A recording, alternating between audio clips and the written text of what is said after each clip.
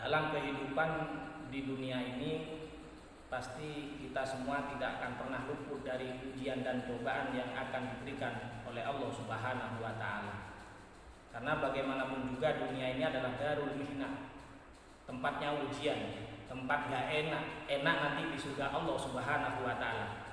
Karena kalau di dunia hanya enak saja, maka surga tidak ada gunanya lagi untuk kita. Dalam hal ini Allah menegaskan di dalam firman-Nya, A'udzubillahi minasyaitonirrajim, Bismillahirrahmanirrahim. Walanabluwannakum bisyai'im minal khaufi wal ju'i wa naqsim minal amwali wal anfusi wath thamarat wa basyiris shabirin alladzina idza asabatuhum musibah qalu inna lillahi wa inna ilaihi raji'un. Allah menegaskan, kami akan menguji kalian semua dengan sesuatu berupa rasa takut. Kita ada rasa takut akan kematian, takut sakit, takut kekurangan dan lain sebagainya. Juga kelaparan, diuji kelaparan oleh Allah. Kurang apa yang kita mau makan, kita kekurangan makanan. Wa naqsim minal amwal, dan juga kekurangan harta benda. Bahkan tidak jarang di antara kita hidupnya hasilnya dari hutang dari sana sini, hutang ke sana ke sini. Itu juga bagian dari ujian yang diberikan oleh Allah Subhanahu wa taala. Bahkan orang yang paling mulia sekalipun, baginda kita Nabi besar Muhammad sallallahu alaihi wasallam juga pernah punya hutang. Bahkan dalam sebuah riwayat yang diriwayatkan oleh Imam Bukhari dan juga Imam Muslim dalam sahihnya, Rasulullah pernah suatu ketika ditagih hutangnya. Beliau punya hutang seekor unta kepada orang lain. Kemudian orangnya datang menagih untanya. Kemudian Rasulullah memerintah salah satu sahabat untuk mengambil unta yang dimiliki untuk digunakan melunasi hutang unta kepada orang tadi yang datang menagihnya. Kemudian sahabat yang disuruh menyampaikan kepada Rasulullah, wahai Rasulullah, kami tidak menemukan unta yang sama. Ada unta yang lebih besar, ada unta yang lebih baik, ada unta yang lebih gemuk. Bagaimana kata Rasulullah sallallahu alaihi wasallam? Ya tidak masalah, sudah berikan unta itu.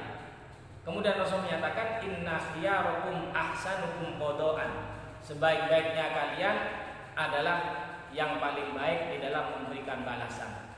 Maka dari itu sebenarnya kita kalau punya hutang kepada orang lain, kemudian kita membayar hutang itu dengan bayaran yang lebih, kita mendapatkan pahala, karena itu adalah sunnah Rasulullah SAW, dan itu yang diajarkan oleh Nabi kita. Itu sunnah, kita membayar hutang kita dengan lebih, tapi dengan catatan asalkan tidak masuk dalam akad transaksi perjanjian di dalam akad. Dalam istilah fikih tidak masuk dalam fisol bil akdi, tidak masuk di dalam perjanjian. Kalau sudah kita janji dulu, saya hutang kepada kamu, kemudian orang tadi menyatakan ya nanti kamu harus bayar lebih, ini baru dikatakan riba. Ini masuk dalam konteks apa yang disampaikan oleh Nabi kita, kullu qardin jarra naf'an fa huwa riba. Setiap hutang yang menarik kemanfaatan itu adalah riba. Tapi kalau tidak masuk dalam akad transaksi, justru itu merupakan sunnah. Karena kata Nabi tadi, inna khiyarakum ahsanukum qada'an. Bayangkan Rasulullah manusia yang paling mulia punya hutang. Jadi wajar kalau kita punya hutang. Cuman paling tidak ya ada ikhtiar batin. Sebagaimana disampaikan oleh guru kita Syekh Ahmad bin Muhammad At-Tijani radhiyallahu anhu, agar kita terlepas dari lilitan hutang, secepatnya bisa melunasi hutang yang kita miliki. Ada dua tip yang bisa kita lakukan, yang diijazahkan secara umum kepada para ikhwan-ikhwannya, kepada santri-santrinya oleh guru kita Syekh Ahmad bin Muhammad At-Tijani radhiyallahu anhu. Di antaranya apa? Saya ambil dari kitab ini, As-Sukairijiyah Tijani An-Nafais As-Sukairijiyah Tijaniyah, juga dalam Mukhtarat min Rasail Syekh Sayyid Ahmad bin Muhammad At-Tijani radhiyallahu anhu. Beliau menyatakan begini, wa kadza man kathrat alaihi duyun wa ajaza an adaiha au kathura iyaluhu wastadda faqruhu wa ghalaqat alaihi abwabu asbabil ma'asi falyaf'al ma dzakarna min ahadil amrayni aw huma ma'an fa innahu yarul farja minallahi min qarib.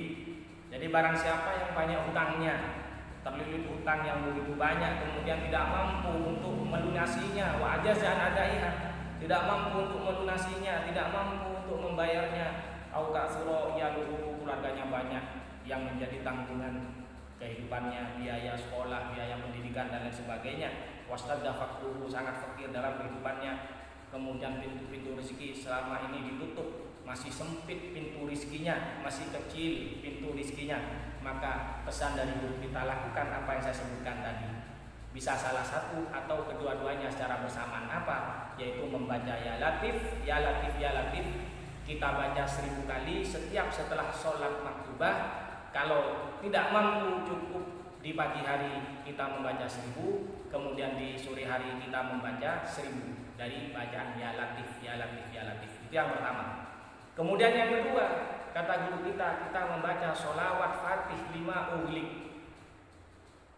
Berapa kali? Cukup 100 kali membaca sholawat fatih. Kita baca setiap selesai sholat maktubah sebanyak 100 kali jika mampu. Kalau tidak mampu, cukup di pagi hari kita membaca 100, kemudian pada malam hari kita baca 100 sholawat fatih, dan diniatkan pahalanya dihadiahkan kepada junjungan kita Nabi besar Muhammad SAW.